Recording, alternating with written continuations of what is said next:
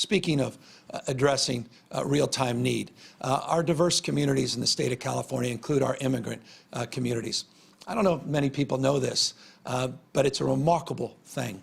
1/2 of our children in the state of California are born to at least one member of their family that is an immigrant. 1/2. This is a state where 27% of us are foreign-born. That's diversity at a scale that doesn't exist in any other state in our nation.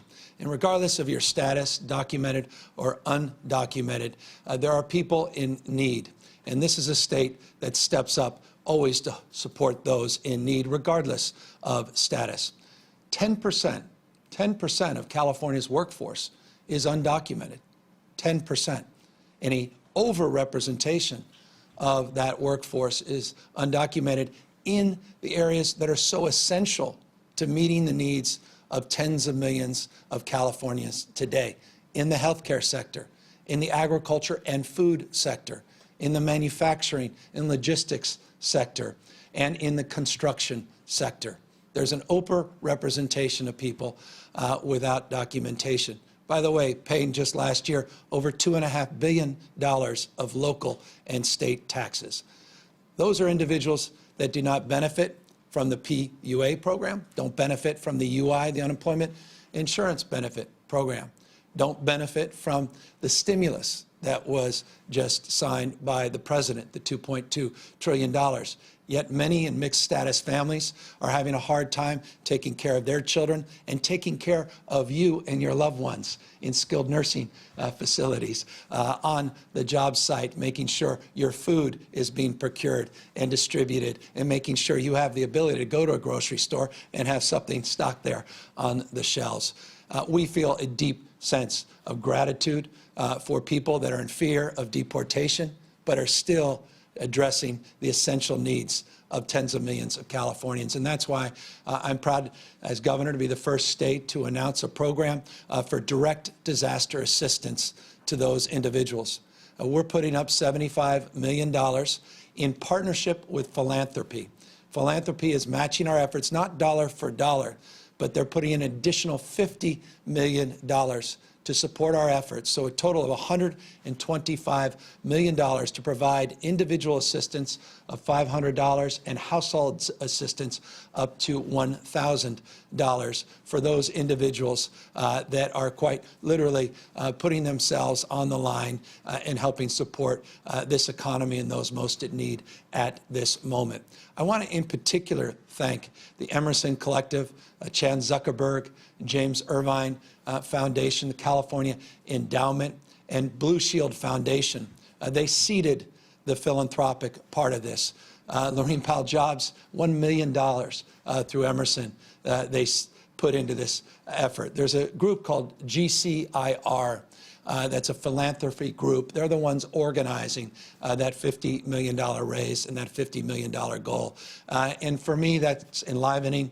It's also ennobling because it's just a recognition, even from some of our world's great philanthropists that happen to reside here in the state of California, that they recognize that all of us are in this together and that we have a responsibility to one another. And even if there's gaps, that we can help begin to fill them. I'm not here to suggest that $125 million is enough, but I am here to suggest it's a good start, and I'm very proud it's starting here in the state of California. And by the way, all our efforts are not limited just to direct financial relief.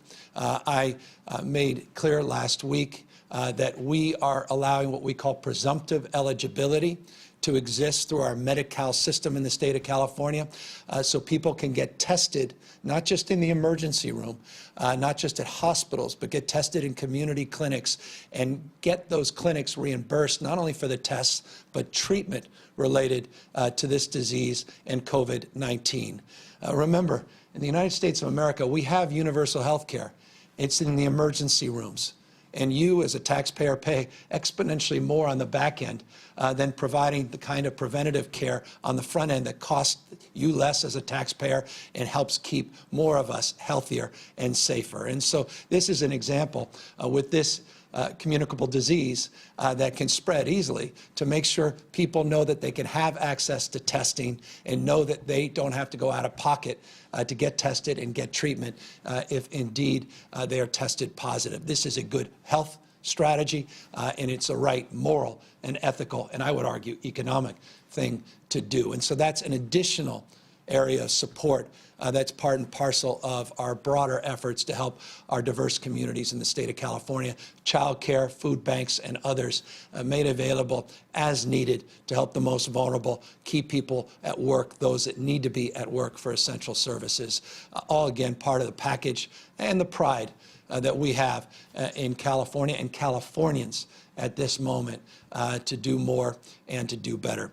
Again, I recognize we still have more to do in this space, and obviously I want to extend recognition of that and also extend appreciation that we will endeavor to find more areas of support over the next days and weeks, and certainly over the next year as we transition back to some version of normalcy, a lot of which we spoke to yesterday.